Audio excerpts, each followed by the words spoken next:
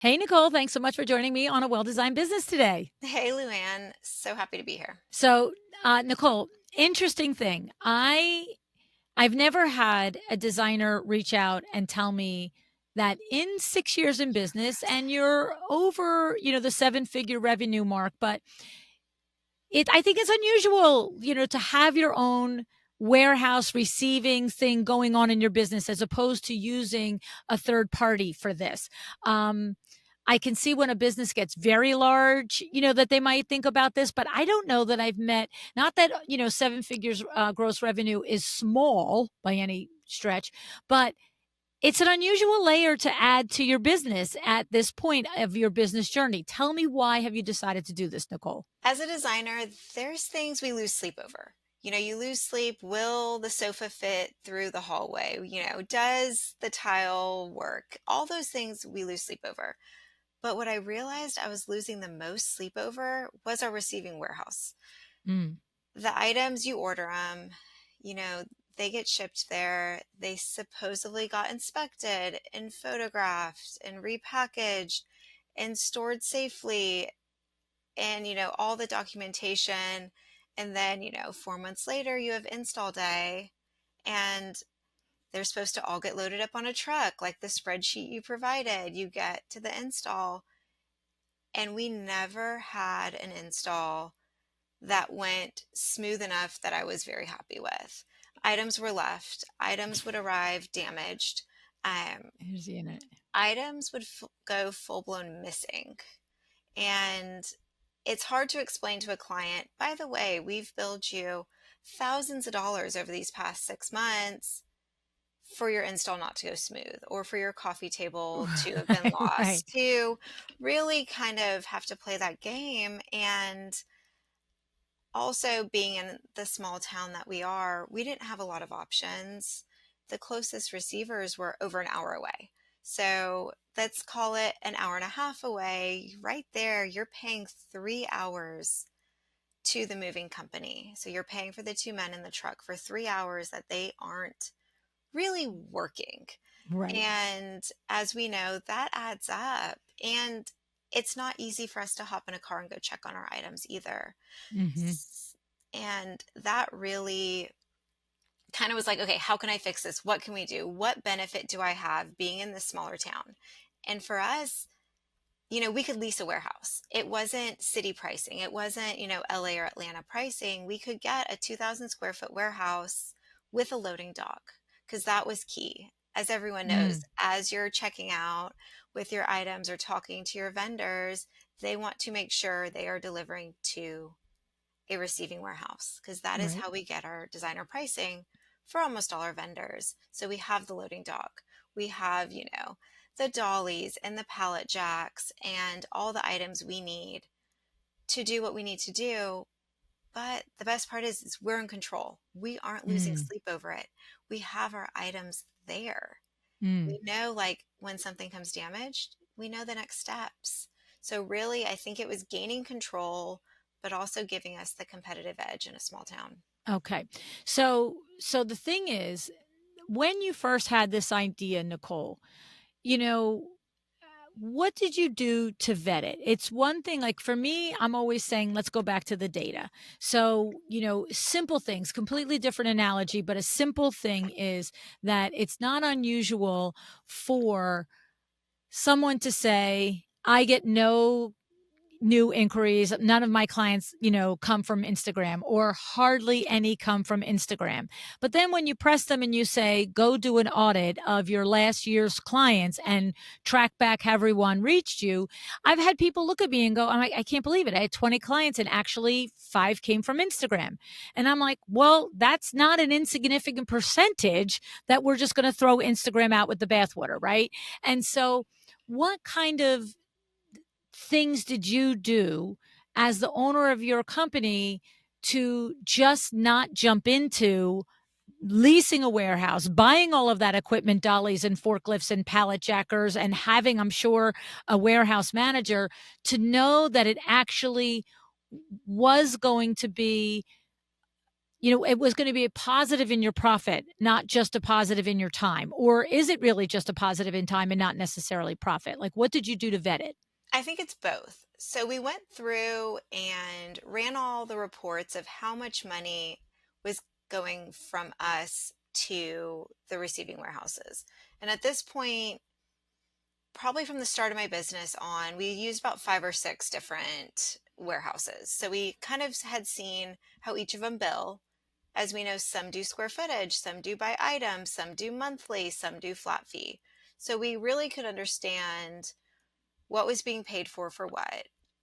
And we saw, okay, this client paid 5,000 in receiving fees for this project. Kind of what could we do? We're still charging the client. They have to pay the receiving fees, but the money is coming to us and we're controlling it a little bit more. But we ran those numbers and realized some months we were paying the receiving warehouses way more than you'd pay someone's salary and rent. So that Okay. alone made sense. And then I did speak to some of the receiving warehouses that I had a relationship with and kind of Mm, explained to them, hey, you're over an hour away, you're an hour and a half away. I think I'm going to do this. And none of them were, angry or mad. At this point, they have a ton of business. It's those COVID, years where everyone's a little crazy. And we kind of figured out their processes, their procedures. We sat down and kind of nailed down, like, if we're going to do this, how are we going to do it right? How are we going to improve it? But also, how are we going to sell this to the client? Because we still have to charge them. And they're not familiar with what a hmm. receiving warehouse is. So we have made documents and printouts and shown them the numbers of why it makes sense to them. But what they really like is knowing we have their items. Their items are with us. Their items are safe. If they want to come see their Mm, 100 grand, 200 grand of furniture, it's at our hmm. warehouse instead of us having to be like, oh, yeah, off of this interstate, there's a warehouse and they have all your furniture and everything's good. They know Yeah. literally we have it. We're checking the fabric swatches. If for some reason we need to drop a certain piece by, we can do that. But they like knowing that we're the ones touching it, we're the ones looking at it, we're the ones that are making sure everything's kind of running safe. But I would say the next real big step for us was meeting with a real estate agent Mm, and really kind of, you can get on LoopNet or some of the other real estate websites, but getting someone who you trust, who hmm. has boots on the ground and can take you around and see the different types of spaces. Because warehouse space, there's so many different needs of a warehouse Right. space. And our priorities, one was safety. I did not want my team not feeling safe at the office. Mm. As you can imagine, some warehouses are sketchy, especially the ones that Yeah, are like low areas, right. budget. Like, Yes, so right. we really needed something that felt safe, felt clean, obviously had the loading dock, had the overhead doors, had a space for us to have an office up front. Um, but it's amazing how many buildings we drove by, went into, looked at the listings before we settled on where we are. You really, you did a lot. You had to look at a lot of, like, what is it, a lot of frogs before you got the prince? Yes, 100%.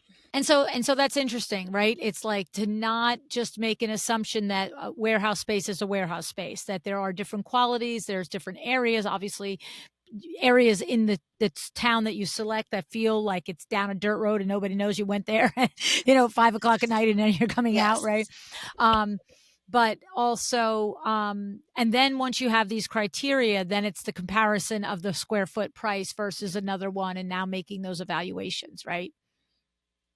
Yes, it is. Okay. Now, it was interesting because you said that, how were you going to explain it to your client? And it's funny because my first thought was, what's the difference? What do they need to know or not know? Like, I can understand you're deciding to explain it as part of your process, as far as that somewhere in the process from discovery to contract signing. Like, I think it's a plus. for you to say all the things that you said. Like, we're managing your product, we're checking the swatches. No receiver is going to tell me on the day of your install that, three guys are out sick and I can't deliver to you today, right? I can see having that in your value add when you're doing your presentations and you're doing your discovery calls. But it would never occur to me that a client would question and say, like, there's no negative. Like, I don't see any negative of it. Did you anticipate clients having some negative when you said that? Like, you were concerned about that and something? Like, I'm wondering what I don't know. What am I missing? I would say where we're located, there's not a plethora or many designers that are offering the full service kind of design experience. There's designers that are helping, pick finishes or help order furniture, but all of those that we had encountered are doing retail.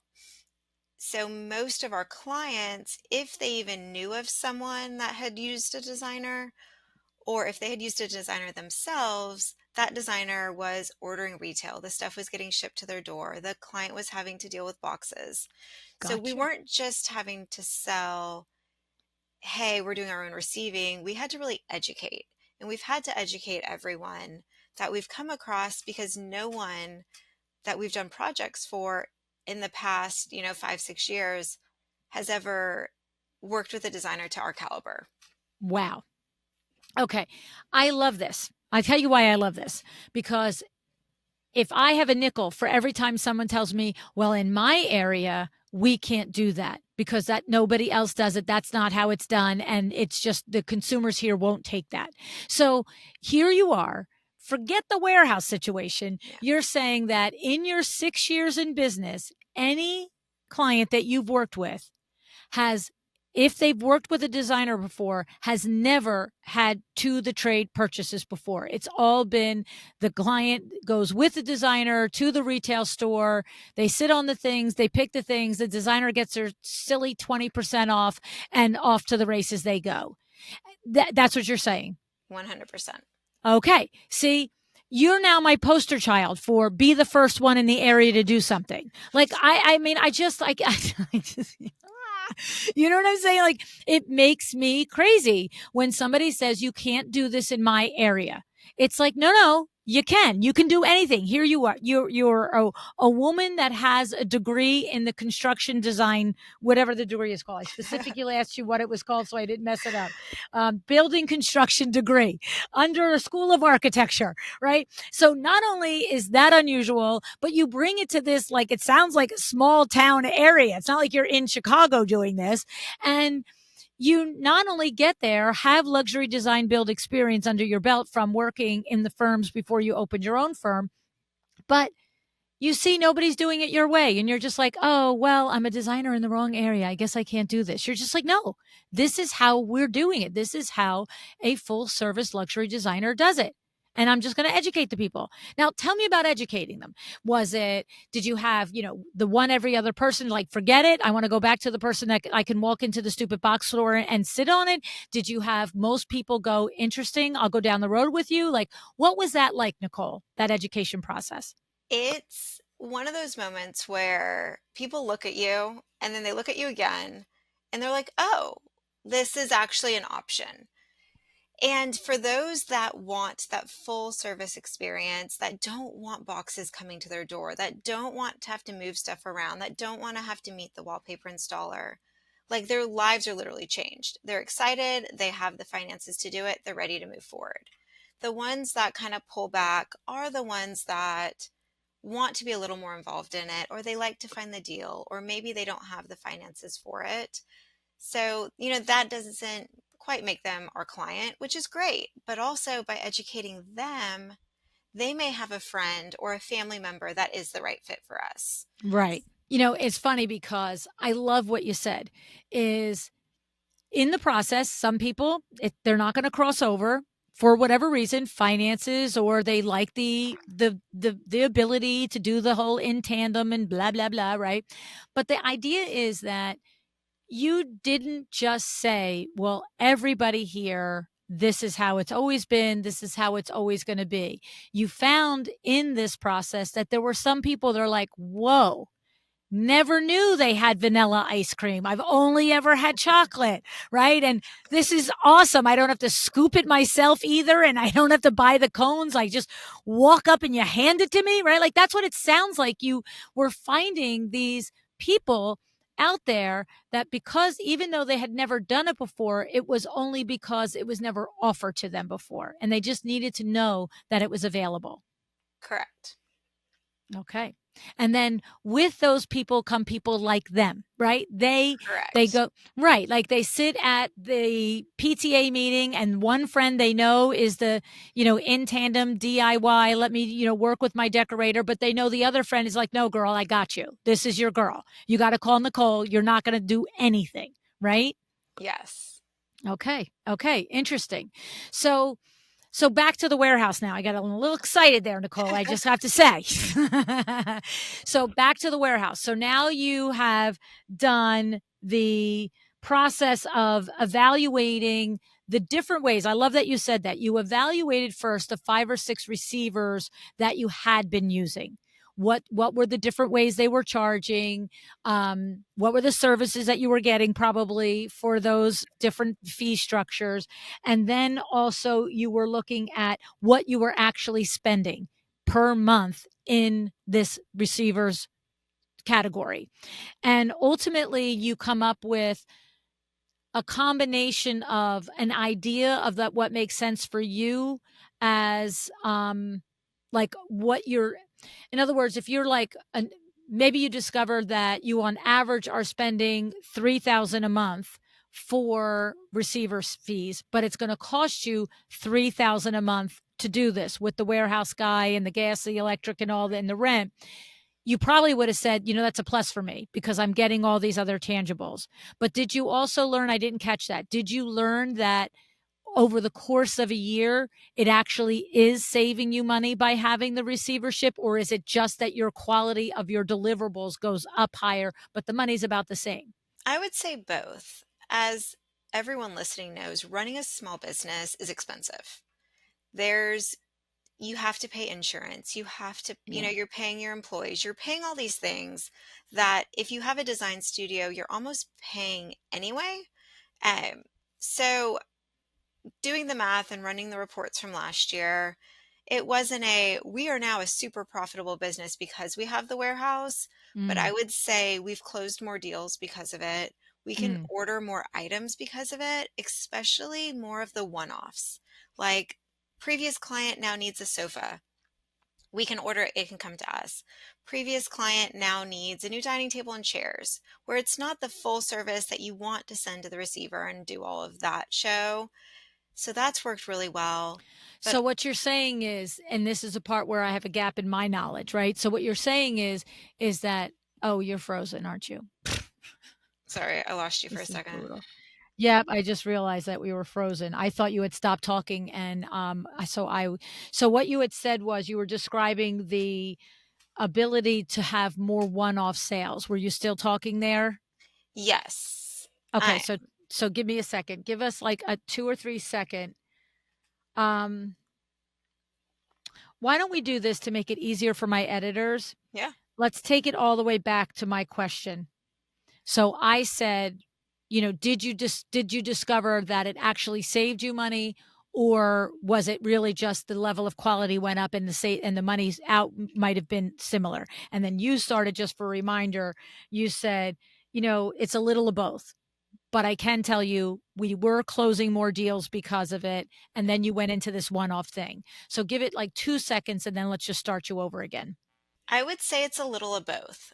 We have run the reports, we've looked at the numbers, and we aren't like becoming a super profitable business because we're doing the warehouse. That's not like the one part of it, but it has allowed us to make more money. It's allowed us to close more deals. It's allowed us to take on larger projects, but it's also allowed us to take on more of the one-offs when it's a previous client that wants to now order a sofa, or they need a new bed for their daughter's room, or some of these things that we may have said no to in the past.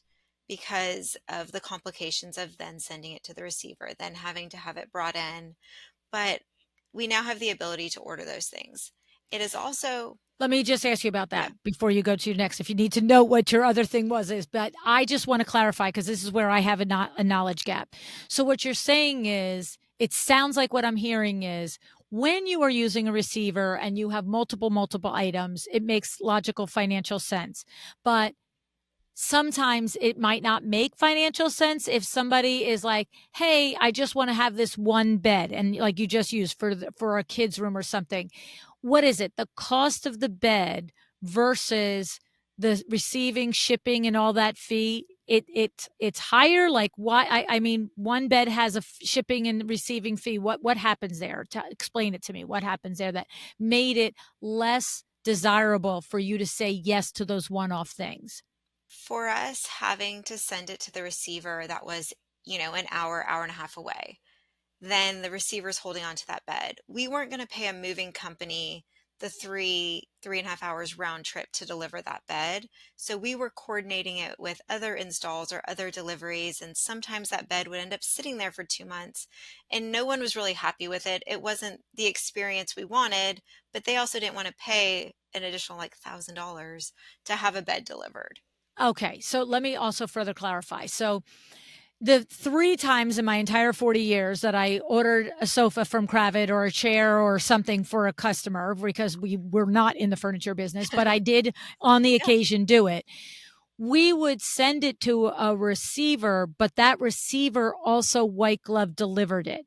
So what you're talking about is a different, like maybe the receivers that you're using don't have the white glove service. You have to rent a truck and guys and send them out to get it, because we would just have Kravet ship it to this receiver here in the New York, New Jersey area. And then once they got it, we'd be like, okay, let's get a delivery date. And their truck would come and deliver it and uncrate it and bring it into the house and take the boxes away. So there's different levels of receivership, is what you're saying, or services? Some of the receivers have an in-house moving crew. So they do Yes. have the trailer, they do have the trucks. Some of them hire out third-party moving companies. Gotcha. So you're going to get the bill for that like 2 hour, 3 hour Either round trip. way, we would be getting the bill because it Hmm. is such a long drive. So it was kind of whether it's in-house or whether it's third party, it still cost a lot of money. Where now, we can get our moving company that's down the, we do use a third party moving company. You There's, still do that. You don't take we that do. in house. But they're No, not driving an hour and a half to pick up they the are one not. bed and then an hour and a half back to their shop to, park their truck for the night. Yes, no, Right. they're driving like 4 blocks to our office, which is really nice. But we also have a van. So we did purchase a van a few years ago. So we're able to do some of the smaller deliveries. Really anything under 6 feet, we can deliver with the van. Right. Like easy stuff, right? Hmm. Okay. So now what happens is, like what was happening before, I can hear it, is your good client that has done a lot of work for you with you and just wants the one thing, and you have to say to her, you know what? If you want, you can spend another $600 to have this delivered. And when it hits the receiver, it will come right to you because you're going to pay the one off delivery charge. Or you can let it sit here until I have another half house, full house coming back this way, and we'll try and get it on that truck. But I can see that agita too. Yeah. That's like us at Window Works. We're constantly like, oh, you just have a repair. Well, when Billy's in the city for the day doing, 16,000 draperies, we'll have him stop by and do a repair. But you don't stop by in New York City anywhere. It's like it can take you 45 minutes to drive around the circle in a block, to get a parking spot. And so we always are trying to pretend that it's efficient, but it's not efficient. You know what I'm saying? It's like, okay, the 15-minute repair call we need 3 hours to do, right? So I get that. And so now that's recouped sales that you used to previously either take and now manage the disappointment and the agita. Because the woman, in May that says, oh, it's fine, I'm not in a rush for the bed, in July is like, she's coming home from camp in a minute and a half. When is the bed going to get here? Right? Like, Yes, okay. 100%. Okay. Okay. So that would, so two tangible benefits. The one was that you were closing more deals, and that's just wrapped around what you said in the beginning, that idea that, we've got control of your product from the time it hits, we're inspecting, we're doing all of that. Is that why it closes more deals, Nicole? That slice right there, or is there another nuance to that? I think the confidence, whenever you can Mm. really just sell, like, hey, we have you, we have this, we're going to place all these orders, we're going to track them, we're going to follow them up, they're going to come on trucks, we're going to unload them, we're going to inspect them, we're going to make sure we're good. We're going to then repackage them and store them kind of in your zone, in your space until you're ready for them. It's hard for them to be like, "Oh, I don't want you to do that. That sounds horrible. Why would I want you to make sure everything's okay?" So that really, really works in our favor. And as designers know, even we go to High Point, we go to all these things, we touch, we feel items, but sometimes it's not till you really get that coffee table or that bookcase or that sofa in that you get to touch and feel and really decide like, okay, this is great. And you know what's really fun is we will style items in the warehouse. Like I'll take a Friday afternoon and be like, okay, I have this console. It needs to be styled on install day. Let's grab all of our styling stuff. Let's style it. Let's take a picture of it. So on install day, the intern or the design assistant can take that box of items that's labeled, console accessories, look at the picture and style it without me.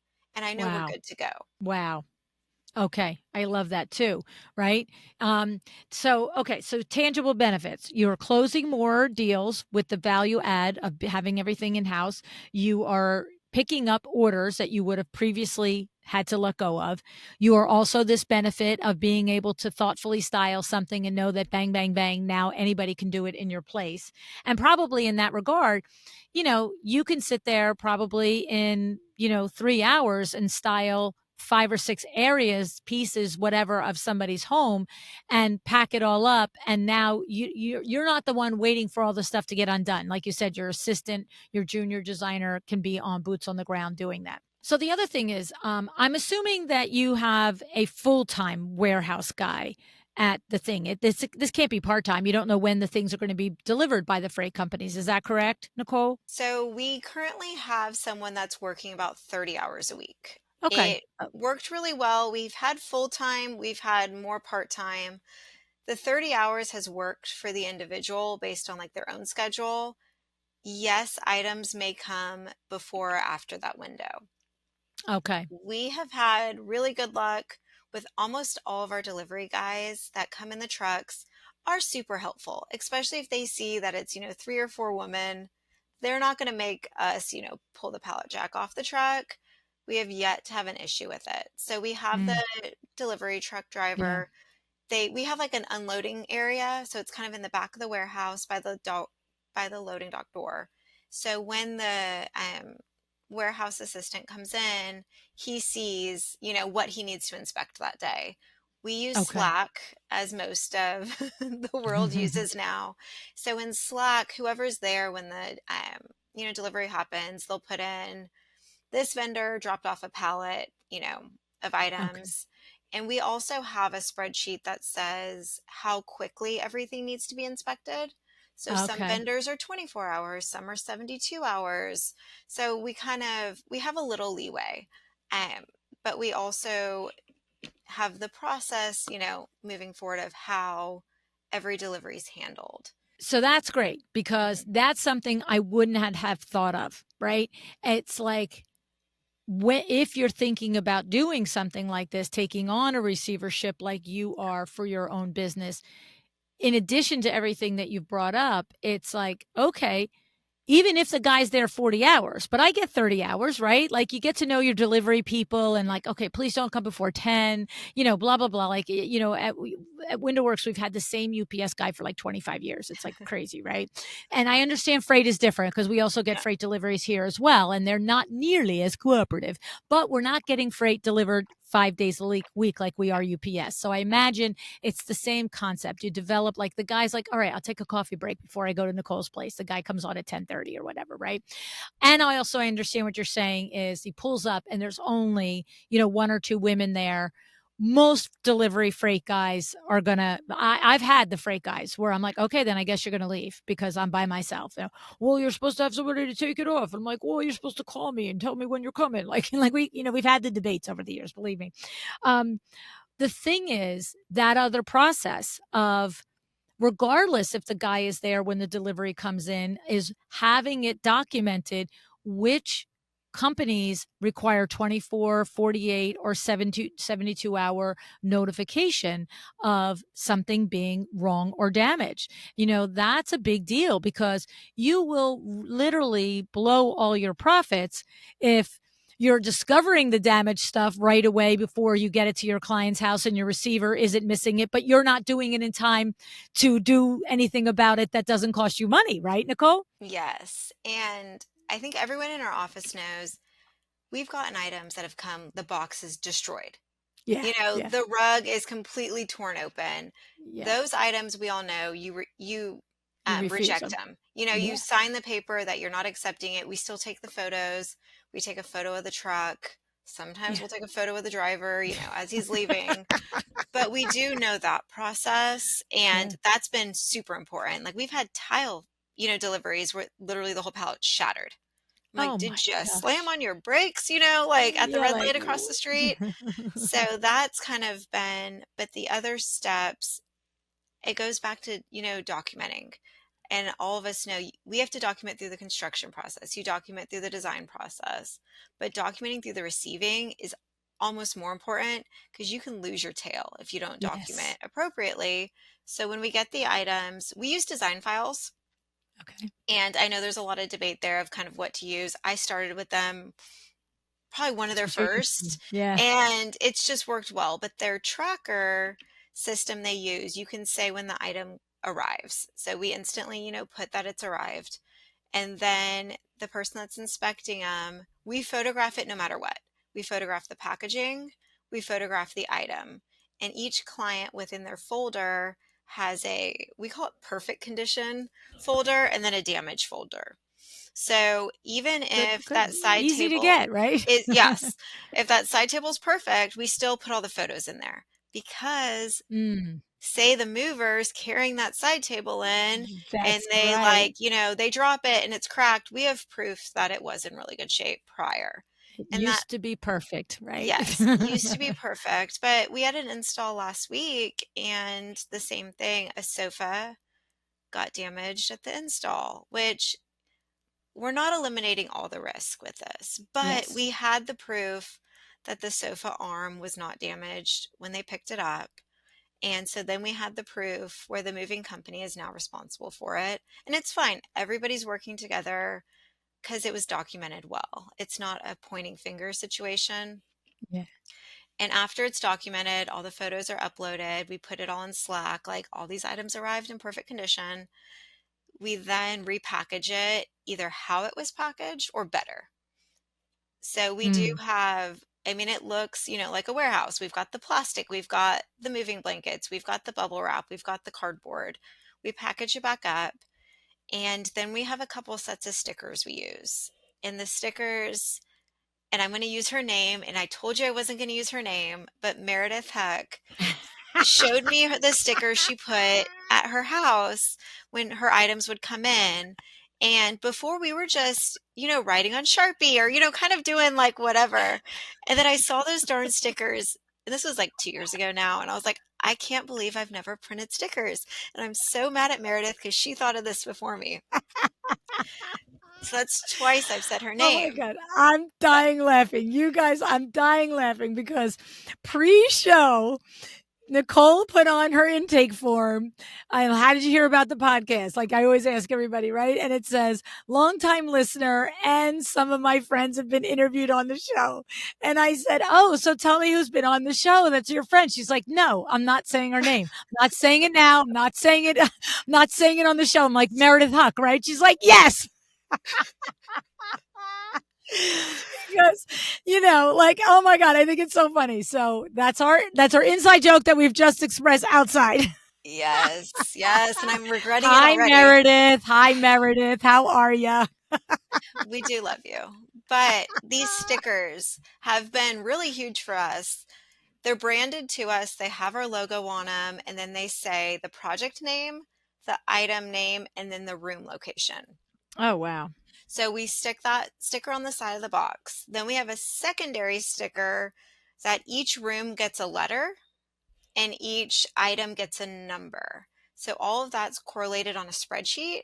So it's like, say the den has a rug. So that's A1. The den also has a rug pad. That's, A2. A2. Yeah, Then, okay. there's the console. That's A3. Then there's the lamp. That's A4, as you go on.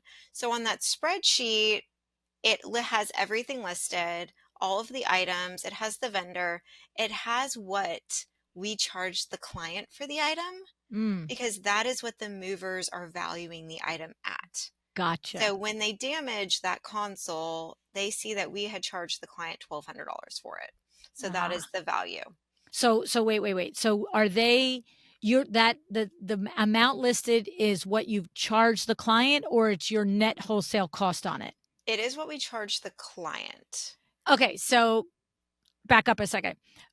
On the spreadsheet, is it the amount you charge the client, or is it the net wholesale that you paid for the product? We put the amount we charge the client. Okay. So what's so funny is because this document goes to the house, right? Like by your assistant or It somebody. travels. It does Yes. travel. Yeah. So I'm glad to know, A, that it has the what you charge the client because, these are the kinds of things. It gets lost behind. Your assistant wakes up at 2 o'clock in the morning. She's crying because she left it at the house and now there's the client reading everything, right? But are you also saying that the moving company that damages it is responsible for the amount that you charge the client, or you just have it there as a reference in case it does get misplaced, or they are only responsible for net? I've never actually understood that. When it's had to be replaced, for the sofa, for example, like they are going to cover just the repair of the Okay. sofa. So they're not going to necessarily pay us for the entire amount. When we've had to reorder stuff in the past, because we have such a good relationship with them, we just charge them what it cost us. Yeah. Okay. Okay. But when they're looking at it, Yeah. it, A, like I said, if, God forbid the document gets left behind, the clients aren't having a bottle of wine and adding up all that you charge them a profit on product, right? We're entitled to profit. We should Yes. be charging, but we don't need to talk about it either, right? Um, but the thing is that mover, if he looks and sees it's a $10,000 sofa, he just knows, holy crow, this is not, a run of the mill sofa or $20,000 sofa, right? They know what they're looking against. Okay. And when they're moving it, maybe they'll be a little more careful because it is super expensive, right? Yes, in the spreadsheet also, we put weights, like how Mm. much that table weighs, because we love a concrete table, but that concrete table may weigh 800 pounds or, 500 pounds, or we just did a petrified wood table. That little table was like 300 pounds. Wow. So we do want them to know, and we also have a line item for items that need to be assembled. So say it is a tabletop and a base, we want the moving company to know, hey, there's 7 items on this truck that need some sort of assembly. So it works very well. And then on install day, we have one employee stands at the loading dock. And as each item comes out, she highlights it. So we know we've left nothing behind. Wow. This is a great process, Nicole. This is a great process. Really well thought out. Thank you. It Yeah. needs to be. Yeah, it does need to be. I mean, I feel like, so she's standing, somebody's standing at the loading dock, making sure it all is comes out. And then you have the same checklist at the end of the day, I guess, that it's like Yes, everything came in. There isn't a highlighted item that isn't through the front door. correct. Okay. Really good. And so what happens is you are also you're giving the moving company the ability to project how much time they need, right? Like this is 300 pounds. This is 400 pounds. Okay, we're going to need 4 guys for that. That they probably don't need 4 guys for 400 pounds, but you know what I'm saying. This is a 900-pound table. We might need 4 guys. Or there's 12 items on this out of 20 that need assembly. So you're giving them the ability to project that. And you're also taking away their ability to say, hey, this we have to charge you more for because we had to assemble 12 items. You're like, sort of like you knew that already. Don't play that game, right? Correct. Yeah. Okay.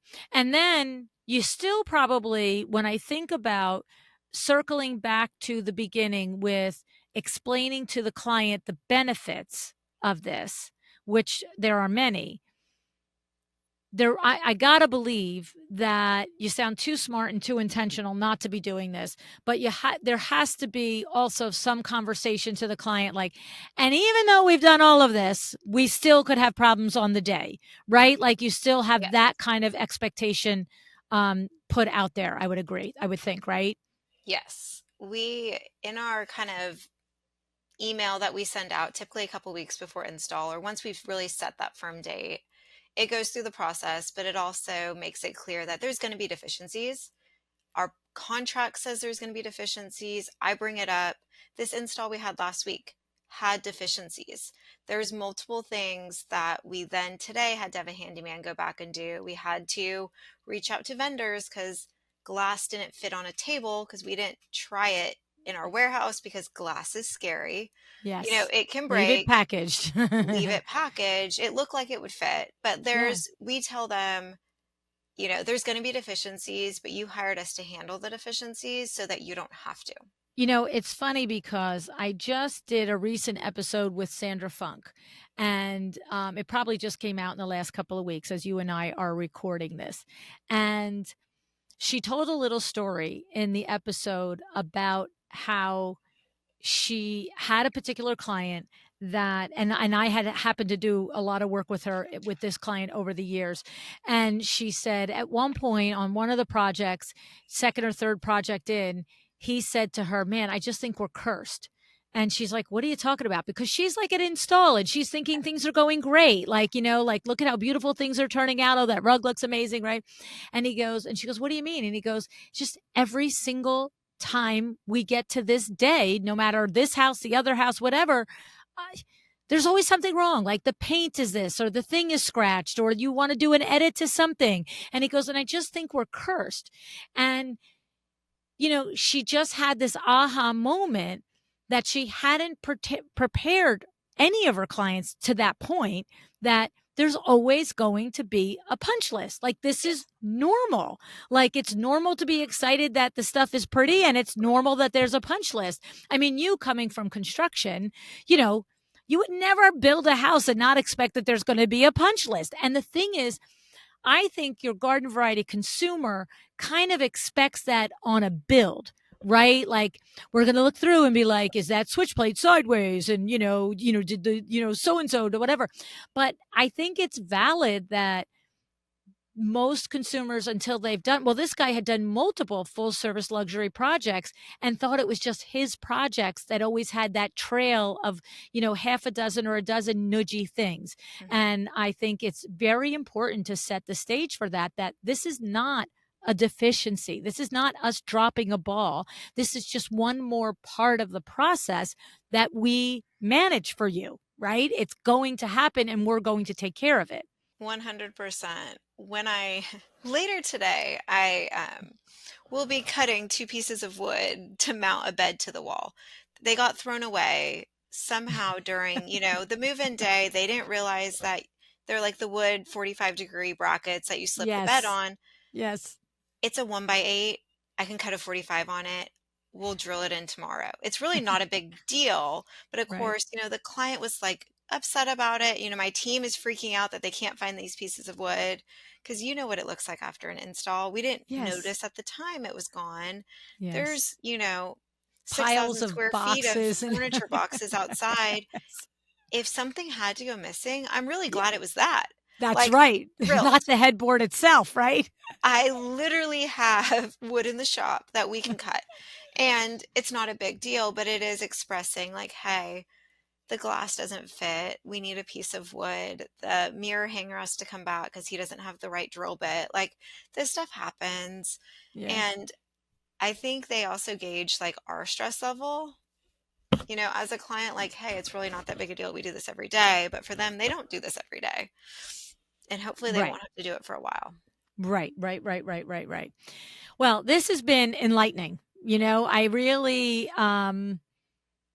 it's interesting because I can remember, and I don't know if she will be listening to this episode, but at one point I had a COB client, and this is going back about 3 years ago. And at one point she said to me, I think I'm going to like start a receivership. I'm just going to do it on my own in house. And she'll remember I wasn't against it. I just said, run the numbers on it. Yeah. Go run the numbers. Just come back and justify to me that this is worth it. And, and maybe it was given her area. She was in a much more high, not demographic, like high density area, right? So it's probably harder to come by warehouse space. And then the warehouse space per square foot was probably more expensive. But ultimately, she ran the numbers much the way you did on what she was spending and what it would cost and all the things. And she came back and she's like, yeah, it doesn't make financial sense at this point. Um, but I have to say, I will. Not that I didn't take the request seriously. It's not that, because I sent her on her way to do her homework and she came back with her own decision on it. But I am a little more, and I have been in the past, a little more like, oh, okay. And then after we do the receiver business, should we also open up a bakery? Like, what are we doing here? Like, I just like, why do we need to chase that stuff? Listen to me. I'll chase the shiny objects all day. That's why I have a coach. But when I'm coaching you, we're not chasing. I'm like, no, no, no, come on back, come on back, come on back. Right. So, but it's just interesting. It's a lot to think about. And if anybody that I'm working with ever has this idea or thought, I'm going to go back to this list of ideas and list of things that you outlined here, because it's there's possibility in it, is really what it is, if it fits for you and you have the right. I think also too, Nicole, probably coming from a construction build background. When you come from that, it kind of reminds me like when we've had like April Gandy and Monica Wilcox, who came from a military background. It's checklist city, Yeah. right? It's like like this is how you can't build a house without a checklist, right? Like you just can't. Like that's silly, right? But you can design a house without a checklist. Unfortunately, you shouldn't, but you can, because there is no building inspector or electrical inspector coming after you and saying, oh, furniture police, is the scale right? You know what I'm saying? Like, I feel like the stakes are different. It's a different set of criteria. Am I crazy, or do you agree with me on that? No, I agree. Yeah, like you do both. You do both the design and the furniture and the construction. So there's just a different level. What I love is when a designer brings the level of accountability to her design business that an Air Force pilot needs to bring or a construction team needs to bring, but it doesn't have the same external accountability, right? No, I agree. Yeah. So, is there anything regarding this topic of going into this that we've left off the table, that I don't know what I don't know, that you're like, oh no, we have to tell them this one other thing, or this is the final thought that I want to leave everybody with on this? I think a lot of us go into design and go into construction and go into this because we like seeing the final result. We like seeing it finished. And there's something to be said about walking into the warehouse, especially the days that it's packed. We're Mm, getting close to an installer. We've got a few projects in there, and you've got to snake your way through. And like everything in there is stuff you sourced, you selected, you designed, you mm. ordered. It's gonna go in somebody's house. Like, just I love to go and just like take a selfie with like 8 million boxes behind me, because how cool is that? How cool is it Yes. as a designer to have stuff that's tangible around you every day? You're not Mm. just on CAD. You're not just looking at, little 4 inch by 4 inch samples. You actually have your stuff with you, and you get to see it and touch it and be part of it. And I think if the business model can work for you, if, the logistics work, if you're willing to add to your team or add to your space, it's really cool. It's a neat feeling. And it's something I joke that like my kids know what I do for work. They come to job sites occasionally. They have to sit in the car as, we're running to grab samples. The warehouse is their favorite thing. Like, they love the packing materials. They love the dollies and the carts and seeing the boxes. And that is what I think they're going to remember the most, not just Mm. mom makes cool houses. Like, is the warehouse. Like my mom literally has 8 million boxes and it's, it is what it is. But you're trading the stress of not having control with the stress of having control. Mm. Yeah. And you just have to kind of decide if stuff goes wrong, it's on me, with my own warehouse versus I have somebody else to blame.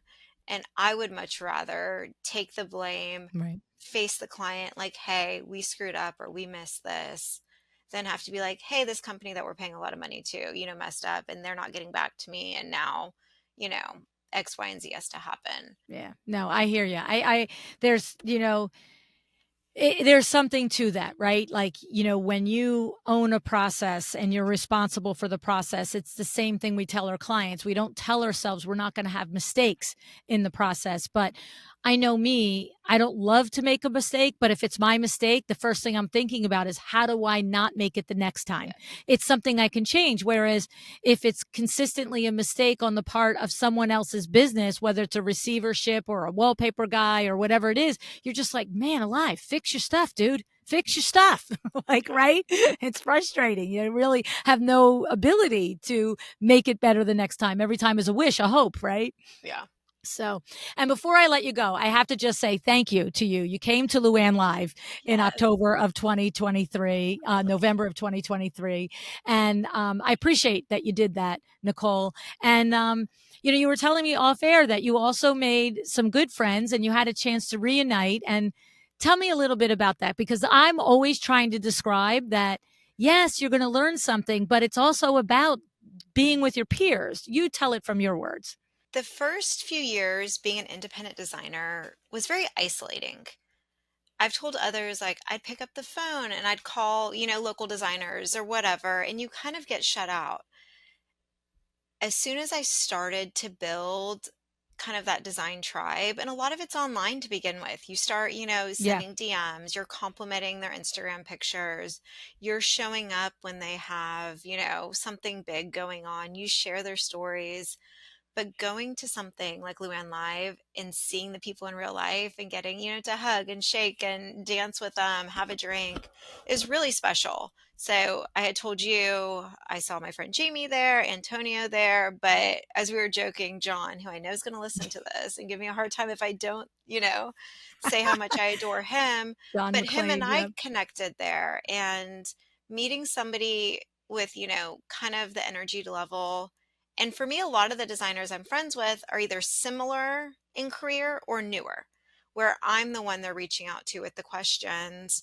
So to have someone now kind of that I can reach out to with the SOS is really cool. But you have to have a meal with them. You have to sit next to them. You have to Yes. be awkward. I joked, poor Brad at Luann Live. I feel like I stalked Brad him, but Levitt. I had so many questions and I was just so like feeding off his energy, but also like, Brad, like, I want to learn from you. I want to know all the things. I follow you on Instagram. I've watched, I listen to your podcast, but you're doing kind of what I think I want to do down the line. Like, get me there. And you Yeah. can't just do that on Instagram. Yeah. Like, you have to literally chase somebody through the hotel to do that. Yeah. And you know what? It was fun. Like, I love that you were able to connect with John McClain and Brad Levitt, who are ahead of you, right, in their career journeys. And both, others too, but you mentioned these two. It seemed like every time we were on a break or whatever, and I would turn around, scan the room, I was like, oh my God, they always had like groups of people around them, almost like, and question and question and question and question. And I have to say, I said to each of them individually, to watch them be so kind and so generous with their information was it is the essence of my events, whether it's Yes. Luann Live or Power Talk Friday. It's like, my experts, when they're invited to speak or to participate, it's like I say, you got to be here the whole time. Like I know what it's like to go to an event and you see the person that you've looked up to on the stage and you're wowed by them and you love what they said, but you want that connection. You want to make a friend. You want to take it to the next level. And if they just do their thing and walk in and walk out. And so I'm always like, yes, but here's the criteria. And, you know, to everyone's credit, everybody always says, okay. I get it. I will. You know what I mean? I have to say, I was surprised that Brad did. Super huge business. And he was like, all right, Lou, Saturday night to Wednesday. Okay, let's do this. So, but good souls. I mean, we have got a lot of really genuinely kind, smart, giving people in this community that we've all created together. And it's really exciting and fun. I mean, and Meredith too, I guess, right now. We're done. Turn it off. You know what? High five to you, Mara. That's all I can say. I love you, lady. Oh my goodness. Well, Nicole, this has been tons of fun. I appreciate your walking us through this possibility and revenue stream, or even just, a service ladder that we can Yeah. offer to our clients. It's been fun getting to know you again and seeing you again. Thanks. No, it was great. Thank you.